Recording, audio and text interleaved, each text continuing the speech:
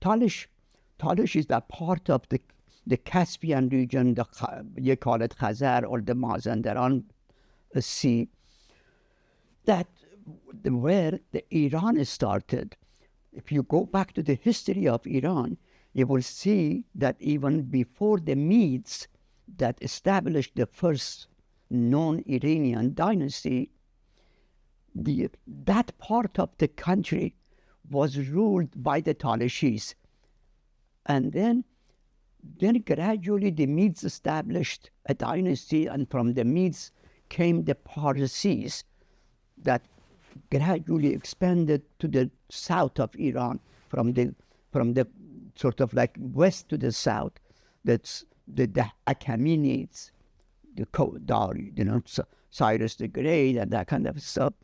So I think, unfortunately, however, that history is lost to most Iranians, and the Islamic groups don't really have any idea of what that is.